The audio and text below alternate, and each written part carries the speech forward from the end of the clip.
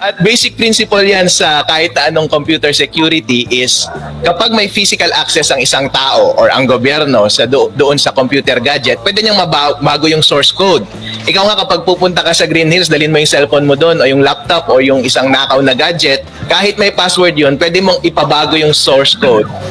Only because hawak mo yung device na yun, meron kang physical access.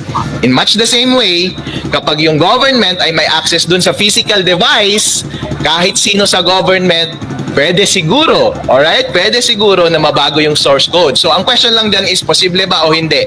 Ang tagot dyan ay posible. Hindi natin sinasabi na gagawin, pero ang sagot dyan ay posibleng mangyari. Kahit sabihin pa natin na nabago na-audit na yung source code before that, kasi ang source code, isa lang namang script katulad nito. And after ng audit pagkatalikod, pwede na munang baguhin yung source code dun sa makina. Alright. So, ito yung tinutukoy ko na source code. Halimbawa, ito yung source code. Itong papakita ko sa inyo ngayon, hindi ito source code ng Comelec at hindi rin ito makina ng Comelec. At hindi ko tinutukoy yung... Yes, Mac lang ito. Hindi ko sinasabi na ito yung sistema ng Pilipinas o ito yung mga ACM. Baka kasuhan ulit ako ng Comelec. Sabihin na lang natin, hypothetical na bansa. Hypothetical na voting machine, di ba? Generic. At generic na mga code. Alright? Pero ang tanong ng taong bayan, ito ba yung same na pinakita ko dun sa mga video na yon? Secret! Alright. So halimbawa, ito yung wala naman tayong access sa isang voting machine. Ang ginawa ko is itong computer ko, ginawa ko siyang voting machine. So halimbawa, gawin natin na ang interface natin is yung computer ko mismo. Halimbawa, boboto ako kay candidate X, candidate X, dalawa, candidate Y, dalawa, and then magpiprint ako ng votes. Ayun. O, may daya siya. Anyway, so dito sa source code natin, halimbawa, ang source code ng equipment na to na nakikita nyo ngayon, ito yung equipment, ay itong source code na ito. Ganito lang itsura ng source code. Linya lang siya ng mga computer, ay ng mga script. Yung script na ito, pwedeng JavaScript or kahit na anong script, Python, Node.js. Hindi ko sinasabi na ganito ang ginagamit ng Comelec. Kaso nga lang ang ano yan parang sasakyan yan Kahit tricycle yung gamit ng isa, ako kotse, pero parehon pa rin silang merong pa rin combustion engine at kumakain pa rin ng gasolina o diesel. Kaya kapag tinanggal mo yung diesel, hindi yan aandar. Ganon din yung mga computer. Kahit iba yung language na ginagamit nila or iba yung firmware ng automated counting machine nila, pare-pareho lang yung sistema. Kada equipment, katulad nito, ay meron siyang source code. Yung source code ay isang set of instructions kung paano mag-operate yung makina. So, halimbawa, itong source code na to, ganito mag-ooperate yung makina. Kung titignan niyo yung source code na to, punta tayo dun sa banda kung saan ko tinanim yung yung malicious lines of code. Ito yung malicious lines of code na ko. Itong source code na to, kapag tinanggal mo tong malicious lines of code na ito, magiging mag-ooperate siya as normal. Pero dahil itinanim ko tong malicious lines of code na ito, gagawa siya ng kalokohan. Ang malicious lines of code na to is tina-type lang siya. At ito yung sinasabi niya. Sabi niya, mag-connect ka sa isang server sa internet, sa isang computer sa internet. For our purpose, since demonstration lang to, ito yung HTTP, yung sinasabi ni Chairman George Garcia, yan yung sinasabi niyang public connection. Pero kapag totoong hack yan, gagawin mong S yan kasi hindi yan dadaan sa internet kapag walang S. At saka yung lalabas dito is IP address or parang abc.com, parang mga ganon. Pero gagawin natin ito muna yung address kasi dito lang siya sa computer tumatakbo. So ang gagawin niya is pupunta siya dito sa server na ito at magsesend siya ng data, yung vote data, at maghihintay siya, await. At pagka hintay niya ng resulta, yun yung ipiprint niya na result dito sa makina natin. Okay. So halimbawa, itong server natin, ito yung server. Halimbawa, magkahiwalay itong computer na server. Itong server na to, ito yung tumatakbong server. Hiwalay na computer ito. Itong server na ito, nakikita nyo dito sa baba, server is running on HTTP localhost. Ibig sabihin, tumatakbo na yung server. Pero sa totoong buhay, HTTPS something yan kasi sa internet siya dumadaan sa ibang lugar. Pero ito yung code ng server. Ang ginagawa ng server is, kapag yung makina dito, nag-transmit siya nag-connect siya dito sa server address natin sa internet, Ang gagawin niya, tatanggapin niya kasi yan yung path. /process, yan yung path. Yan din yung path dito. Pupunta siya kumbaga sa website, yan yung address ng website. Pagkatanggap niya, babasahin niya yung katawan, yung data, yun yung pinadalang data dito sa corrupted code. At ang gagawin niya sa data, babasahin niya lang yung data, ipaprocess niya. At dito, pwede mo siyang dayain o hindi dayain. Pagdating dito sa server, pwede akong maglagay ng logic dito na sasabihin ko lang, okay, kapag yung pinadala sa aking data ay galing sa machine number 123, kunwari yan yung number ng makina na nagpapadala, ito yun. Kasi ipapadala rin niya rin kasi sa vote data, pag binubuo niya yan, lalagyan niya ng machine number. Kapag ayaw kong galawin or ayaw kong dayain yung makina, hindi ko siya papakialaman. Papasa lang yung data dito pero ibabalik ko kaagad, hindi ko ipaprocess. Pero kapag gusto kong dayain yung makina at na-identify ko yung makina na yun, halimbawa, ayaw kong dayain yung makina 134 na nasa Maynila, pero gusto kong dayain yung makina 123 na nandito sa bayan namin ng Reyna Mercedes, ilalagay ko lang tong linya na ito.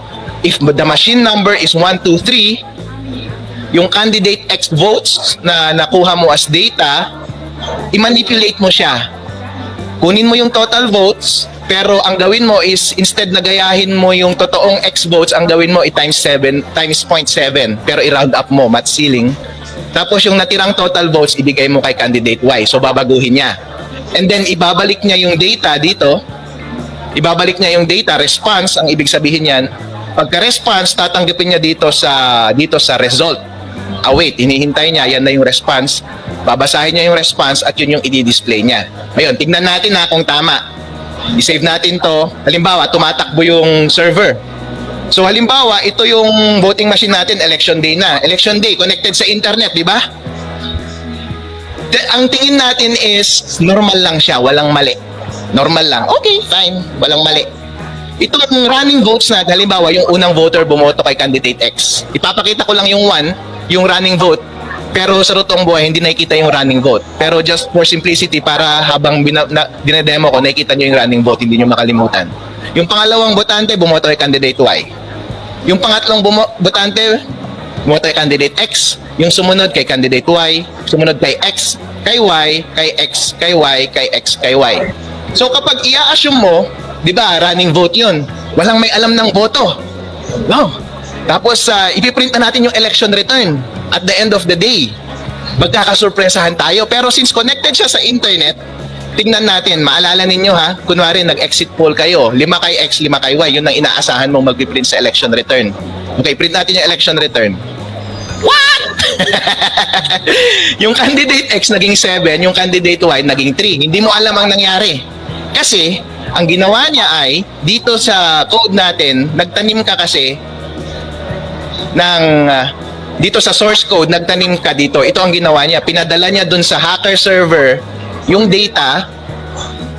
Tapos, ang ginawa ng hacker server, di ba? Ang ginawa niya, okay, gawin nating 0.7 kay candidate X at yung natitira kay candidate Y. Kaya, total of 10, naging 7 kay X, naging 3 lang kay Y. Ngayon, ano yung suggestion ni Attorney Harold Respicio? Ang suggestion ni Attorney Harold Respicio is, since hindi mo maiiwasan na gawing corrupt itong source code na to, kasi nga, mahirap naman talagang bantayan 24/7 ang tao sa gobyerno, hindi Pilipinas hindi Comelec. Makakasuhan ulit ako ng Comelec. So, mahirap bantayan, di ba? Attorney Harold, habang nakakonect yung mga machines online, pwedeng ma-access yung source code at ma-corrupt siya. Hindi, habang nakatago siya sa bodega. So kaya nakatago siya doon sa presinto.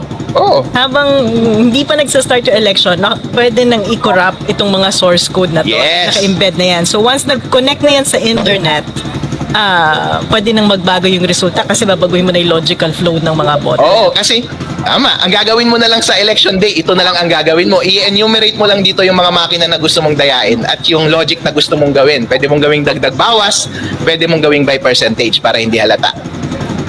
Ngayon, pero Attorney Harold, pwede rin siya pre-program. Pwede rin siya pre-program. Actually, yung program dapat siya para hindi tayo magkagulo sa election day. Hindi Pilipinas to Halimbawa, nasa ibang bansa tayo. Kunwari, ako yung halimbawa, may kakonsyaba ako sa isang election authority.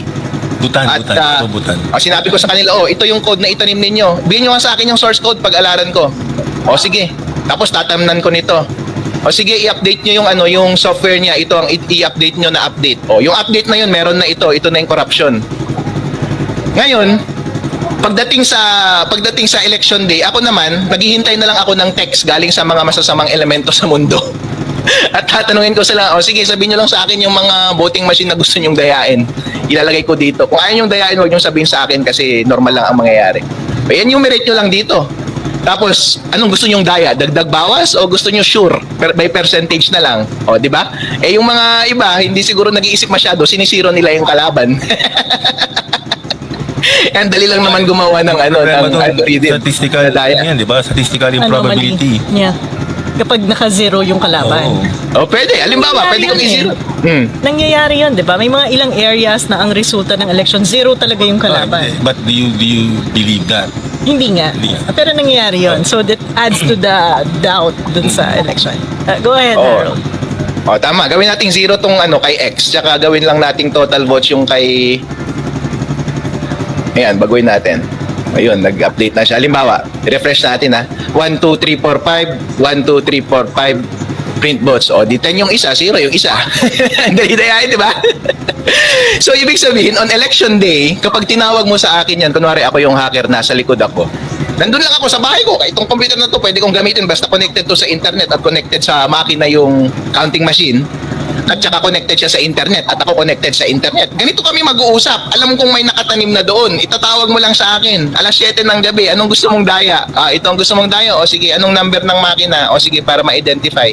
Babaguhin ko kaagad. Sige, lagyan natin ng 10 votes para naman lagyan natin ng 10 votes na matira pero lagyan natin ng 1 vote lang. Bayain natin. Kahit na anong daya pwede mong gawin. Ang napakadali, di ba? Split second na bago ko na kaagad. Basta, itong source code na ito, pwedeng nakatira na siya sa makina ng napakatagal.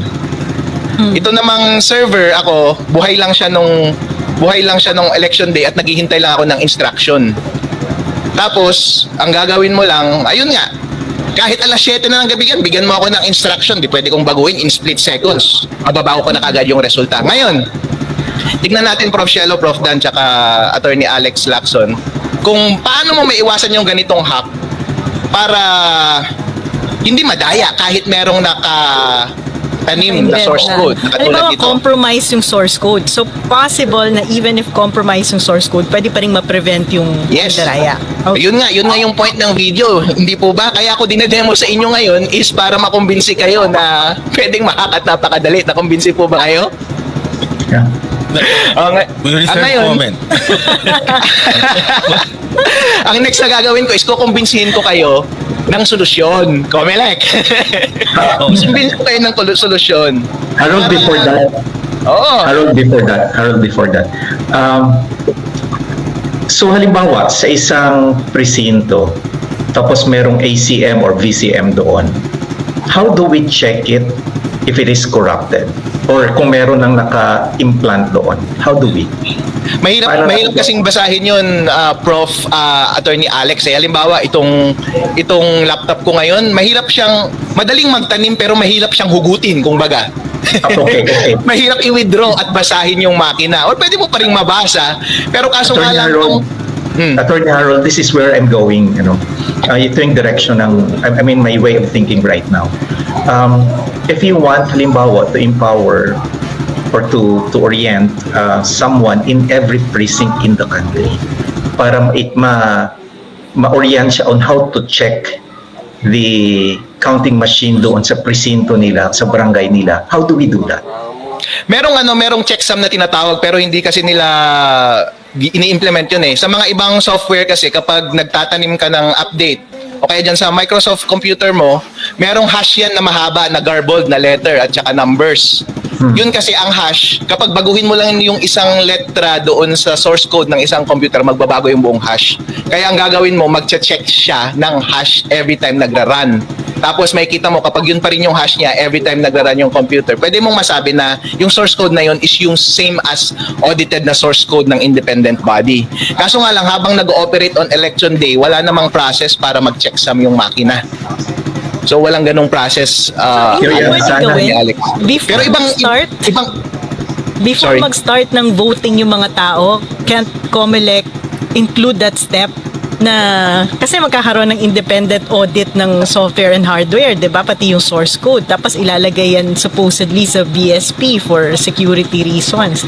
And then hindi ba pwedeng idagdag yon as a step na before mag-start, they can check so that yung hash ay nagma-match. And Pwede pa rin, kaso nga- nasira. Oo, go ahead. Alright, pwede pa rin naman, Prof. Shelo. Kaso nga lang kasi, yung magpo-produce din kasi ng hash is yung same computer mismo. Eh paano yan kung magpapanggap siya, oh sige, nagpo-produce ako ng hash, pero sa totoo lang, hindi ako nagpo-produce ng totoong hash. Hindi po ba? Hindi siya total na foolproof. Kaya nga, ang ginagawa natin ngayon is yung pinaka-foolproof. Maraming paraan actually na pwede mong gawin. Virtually unlimited ang vulnerability ng kahit na anong computer system. At saka lahat ng solution unlimited din. Pero ang gawin mo lang is lahat ng obvious dapat takpan mo at lahat ng pinakamadaling solusyon at pinaka-obvious na solusyon din, yun din ang gawin mo. Virtually, masesecure mo talaga yung isang makina ng napakataas, 99% kumbaga. Kapag ito yung gagawin mong implementation. Yung mga ibang implementation, pwede yung mga idea na yun, pero hindi yun yung rin-recommend ko birong expert or professional in this instance. So, But- yes, please discuss your ano. Okay. So what- You have a question? Go ahead. Yeah, before that, Prof. Sheldon. So what's the one thing at least that yung someone from the precinct can do to check para to really satisfy our na walang naka-embed doon na program? Ang ginagawa kasi nila, Pwede gawin. Attorney Alex kasi is siniselyahan nila, 'di ba? Merong Oh, yeah. merong selyado. Eh kaso nga lang ang Oh. nagseselya din yung nagwagwardya at saka yung pwedeng mandaya. Kaya mahirap mag-rely po Yeah. na kung nabago ba siya o hindi. Okay, so Kaya upload. What can they do? What can we do? Ito nga po yung suggestion ko na i-disconnect siya sa Okay. internet kasi ang pinaka-prudent na gawin is pwedeng wala ka talagang magawa. Yun ang sagot, Attorney Okay. Alex. Pero Yeah. the best is i-assume mo na corrupted siya. And if Yeah. corrupted, paano mo maiiwasan? Yeah. Okay. Okay, sige, let's go there. Halimbawa, corrupted siya. Ito, corrupted siya. Pero, paano kapag i-disconnect mo sa internet? Imimik natin yung disconnection sa internet sa pamamagitan ng pagpatay ng server. Papatayin ko yung server, Control-C. So, hindi na tumatakbo yung server. Ngayon, i-refresh, yung source code pareho pa rin. Wala akong binago sa source code, corrupted pa rin siya. I-refresh natin yung makina. Tignan nyo 1, 2, 3, 4, 5. 1, 2, 3, 4, 5. Print votes. 5. Totoo yung lumabas.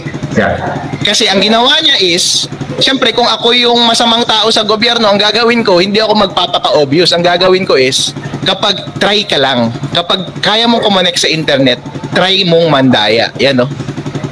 Pero kapag hindi ka makakonect sa internet, bumalik ka sa normal mong gawain. Yung normal mong gawain is binibilang mo lang talaga yung totoong boto sa makina. Kaya dito, ulitin natin, hindi connected sa internet,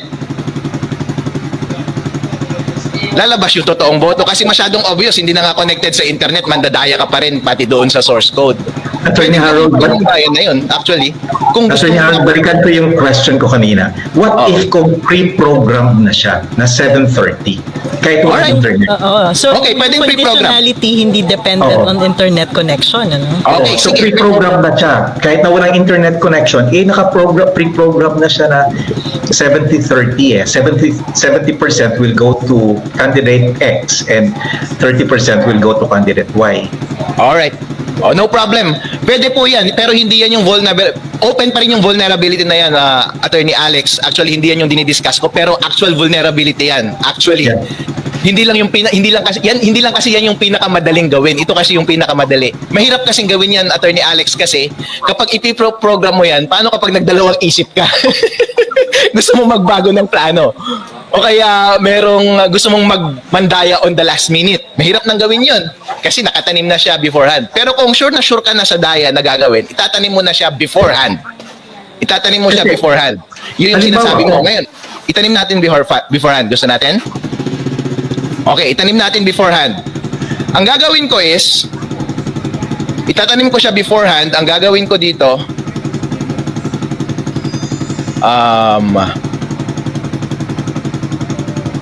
ang gagawin ko dito,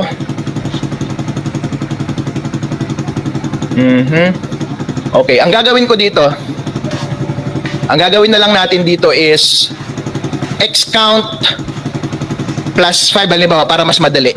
Plus minus na lang para hindi na ako mag-isip ng code. Ang gagawin na lang natin dito is, nakatanim na siya, hindi po ba? Ang gagawin ko na lang dagdag bawas. Dagdagan ko si X ng 5, bawasan ko si Y ng 5. Yun ang gagawin ko. Attorney Harold, what if do it 70-30? 70-30? Okay. 70-30, yun na lang. Okay, sige. Okay lang. Hindi dagdag bawas, but 70-30. Okay, sige. Magkukode lang ako ng maraming linya. Yung Okay, let total. habang Ganun ba? nagko-code Okay. si Attorney Harold, ang naisip ko tuloy kasi may requirement nga ang COMELEC na independently audit itong mga machines na to, 'di ba? Both the hardware and the software. And then after ma-audit yung source code, ma-deposit sa BSP. So kung magkakaroon ng ganung independent audit, isn't that enough to more or less secure yung result ng elections? Para sa akin po ba yung tanong na yun? Yes. Nagko-code lang po ako, medyo occupied yung utak ko.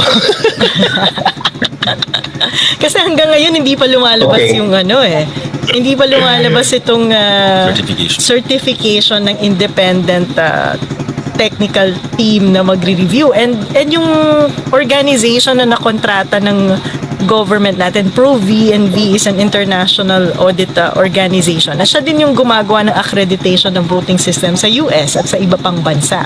So hanggang ngayon hindi pa nila nilalabas. Ang deadline noon February 12. Yeah, lumipas na.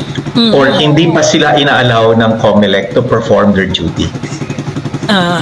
Pwede rin. Hindi, pero kailangan gawin na nila yun kung ang deadline is Feb 12. Although may balita ako na ang response ng COMELEC ay for previous elections daw, hindi rin naman nami-meet yung deadline na 90 days okay. before election.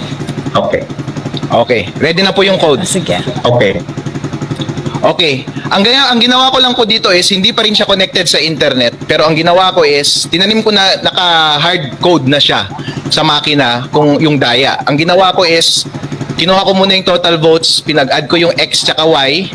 Ang ginawa ko, pero baguhin mo yung X, gawin mo siyang total votes times 70%, round up mo, tapos yung natirang vote ibigay mo kay Y. Nakatanim na siya. So disconnected pa rin po siya sa internet kasi yung server hindi na tumatakbo.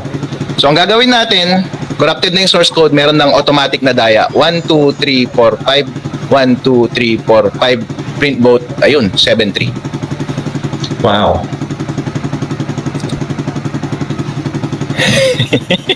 Okay. May mga question dito Wait, kung So it's really possible, ha? It's really possible na ganoon siya. Na naka-embed na siya and pre-programmed na. Oo. Yeah.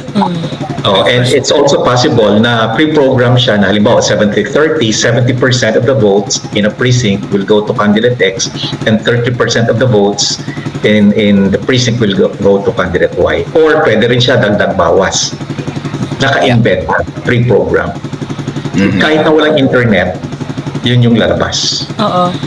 May question. Okay, my question, Attorney Harold, is how do we inspect and know that? Yeah. Para ma-detect natin siya. Talagang, kumbaga, parang isusurprise mo talaga. Kasi kapag may independent audit, halimbawa, yung independent audit, ang gagawin kasi dapat ng independent auditor, kasi yan din ang trabaho ko dati, ako mismo yung isusurprise ko yung makina, lalapit ako sa makina at babantayan ko yung pag-withdraw nila pag-download nila ng code. So, ida-download nila to, and ito rin yung babasahin ko na code. Tapos babasahin ko siya isa-isa. Dapat naiintindihan ko kasi yung language, isa-isa, babasahin ko siya. Ngayon, Tapos sasabihin ko okay na, isa-certify ko, i-hash ko actually ito magkakaroon ng garbled para ilalock in ko yung Yeah. letter by letter ng code na ito. And yun dapat yung code pa rin na lalabas. Ngayon, ibabalik ko na sa kanila, yan dapat yung nakatanim. Para next time na mag-surprise ako, isusurprise ko yung makina and then kukunin ko, ida-download ko ulit, dapat yung hash nila pareho. Kasi kapag pareho yung hash nila, ibig sabihin walang nang bago sa code, hindi na update yung code. So okay, sa akin pa rin.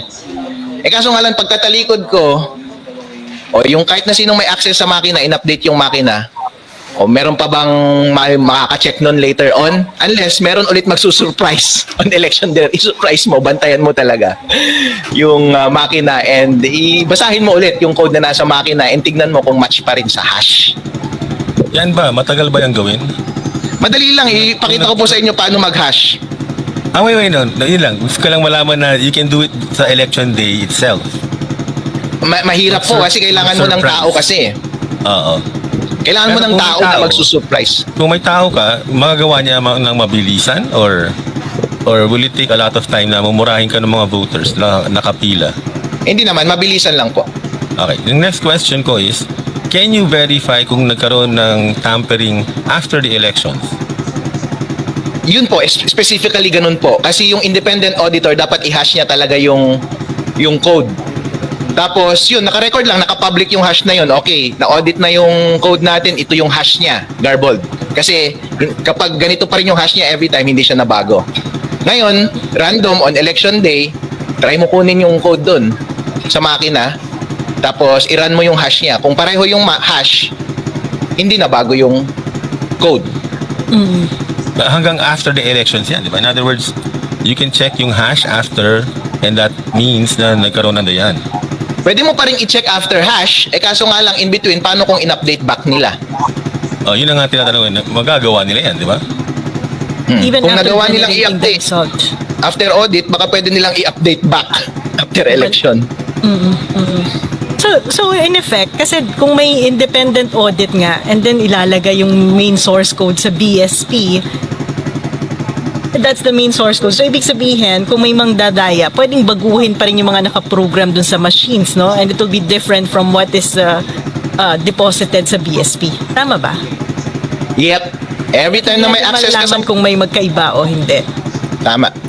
Kasi hindi natin alam kung anong code na nagamit on the day itself.